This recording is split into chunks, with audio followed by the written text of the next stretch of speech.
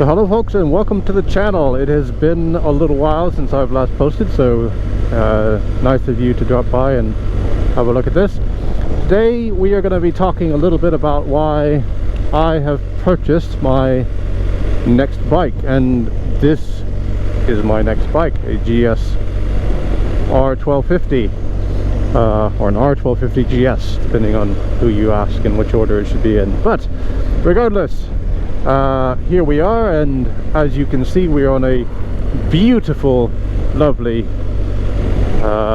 winter-ish day with lots of rain, lots of wind, and you know, all that usual English weather that we've grown to love and appreciate, which is an excellent segue as to why I've purchased this bike.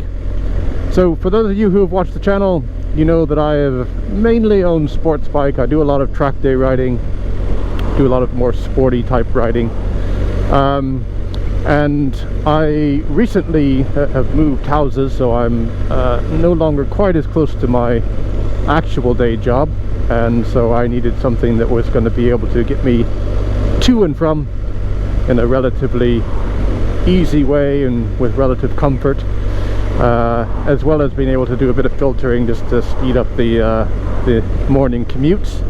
So I started looking around for more sports touring motorcycles, and I was looking at a few different types. I was looking at the Kawasaki ZX R1400. I was looking at bikes like the KTM 1290 Duke, sorry, 1290 GT. I was looking at motorcycles such as the Kawasaki ZX 1000, more that sport touring type of machine. And every time I kind of started looking around at all of those bikes, the thing I started to notice was they're really built to really be sports bikes, and they're sports bike on the road, but I needed something that was a little bit more just road focused. Sorry, I'm just going to switch off my heated grips because they're actually too warm. Yeah, so I was looking around at some of those more kind of sports touring type bikes. I even looked at the Hayabusa. Those of you on the channel who've watched, I've done a test ride video on the Hayabusa, and I had test ridden almost this exact machine in this almost exact configuration before as well, and I really liked it. I was genuinely surprised when I did my test ride for it how good it was. I was expecting it to be a bit of a grandpa bike, not be particularly, you know, sporty or as capable as it really was. And I was just really impressed with, you know, the balance of the machine, the overall kind of quality of the build, and yeah, I was just certainly not in any way lacking in terms of power. And so there's this thing that I do, which is, you know, I'll sit and mull around in my thoughts in my mind for a few months around what I actually want to get, and then of course I'll do, you know, hours and hours of research looking at specs and reading reviews, and when I can, I'll get out and do a test ride as well. But the more I sat and kind of contemplated this, I was this close to pulling the trigger on a KTM 1290 GT, but the more I sat and contemplated it, the more I realized, you know, for the type of riding that I'm going to actually be doing, and the type of weather that I'm actually going to be in, which as you can see right now is not particularly nice, I need something that is very comfortable, good at weather protection, can do touring if I need to, and it can do traffic riding as well. And the 1290 GT can do all of those things, but I've got a Fireblade and I've got a GSX-R 1000, and both of those are amazing at going stupid speeds on a track. And if I got the 1290 Duke, I guarantee that I would be doing stupid speeds on the road.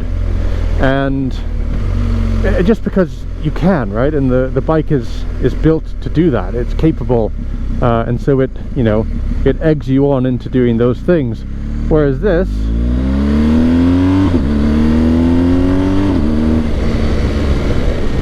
it's plenty quick, loads of grunt, but it doesn't egg you on to do ridiculous things, you know? I'm perfectly happy poodling along here, 30 miles an hour, which is good because if you look at the road surface, it's really nasty.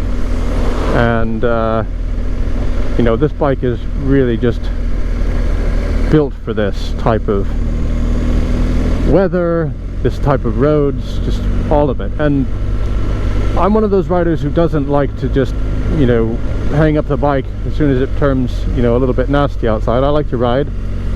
I like to go out on the weekends, even if it's a bit, you know, rainy and a bit nasty. As you can see here, this is some rather nasty leaves and dirt and stuff all on the ground there. And you know, I really feel very comfortable on this bike doing this type of riding, and I'm sure the same could be said of other bikes as well, but I don't feel the need to be going crazy speeds. I'm having a blast. And you know what's interesting about this is that for so many motorcycles that I've noticed, thanks, I appreciate you stopping, thank you. So many motorcycles I've noticed the feeling that you get when you're riding it is about the machine. It's about the bike. It's like, I'm feeling something about this machine, and this has it to a certain degree. Okay, well, hang on here, this is going to be fun.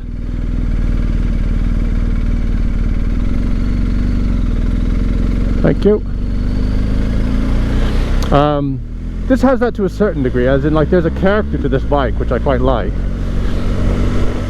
But this, probably more than any other machine, it starts to feel a little bit like a tool that you use as part of a bigger experience. And I really like that. Like, for me, like, I've never even been down this road before. I just grabbed the bike and ran down a different road because I wanted to try something different, try to explore.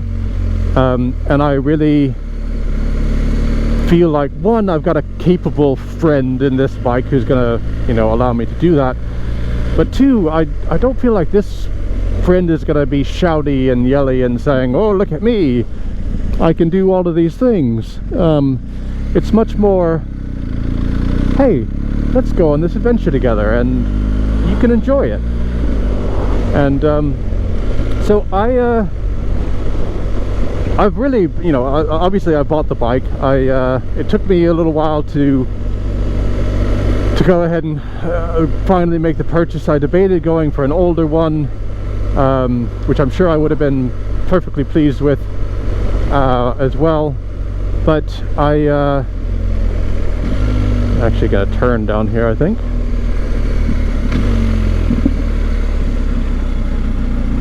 Because I believe this is a nice little off-road. Well, it's not off-road, but it's a little more off the beaten path road. That will be quite fun for this, if I recall correctly. I've never been on the other road further down, but oh, hello.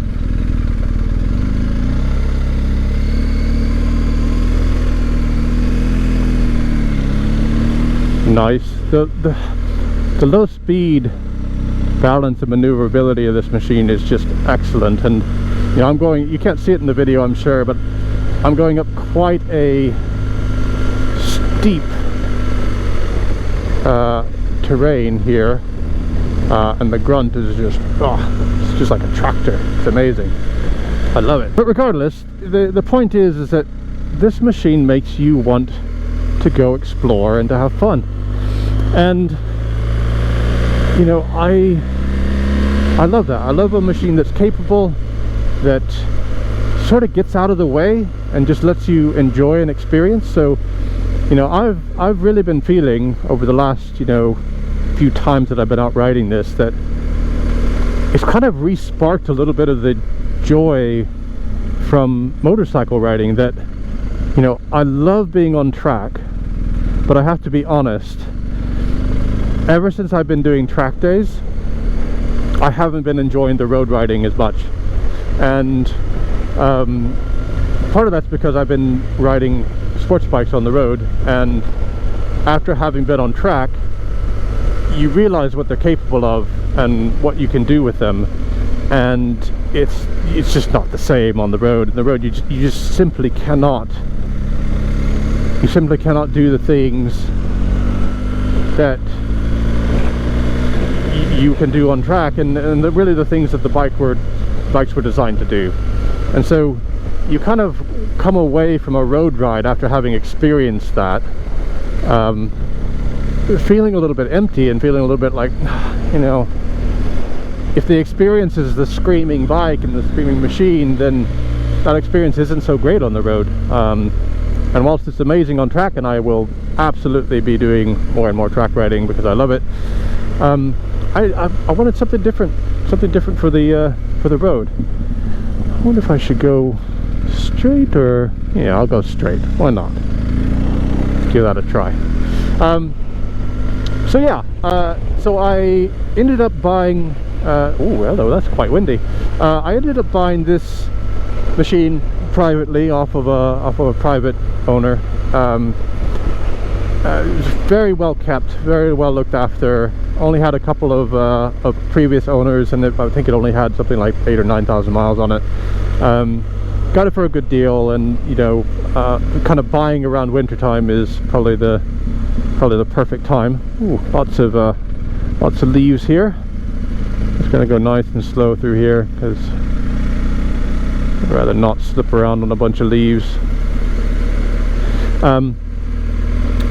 So yeah, ended up buying off a private seller, and then, you know, I've really enjoyed just kind of getting to know it. And this is only the, I don't know, I think I've been out on it 3 or 4 times now, but you know, so this is still relatively new to me, and I'm still, you know, gelling and getting used to the machine. The only time I've ridden this bike before was on a test ride, and you know, you don't really get an opportunity to understand what the machine is really like in a test ride. So yeah, I just been having a real blast with it. So anyways, I don't want to make this a huge long video, to be honest. I just wanted to, one, say I'm not dead, I haven't died, I am still alive, I still am planning on making more videos. I've got a fair amount planned for 23, and but I just wanted to share the update in terms of a new bike, which I think is always exciting. And if you have any questions or things that you'd like me to try or to investigate and to share back with you all, then please leave me a comment down below and give the video a like, and always, as always, remember to subscribe. And yeah, so anyways, that's my very early brief introduction to the new bike on the channel, the BMW 1250 GS. I'm looking forward to lots of fun adventures with this machine. I'm sure that I'm going to learn a lot, and hopefully you can learn along with me. So thanks for watching, and I will see you on the next one. Bye.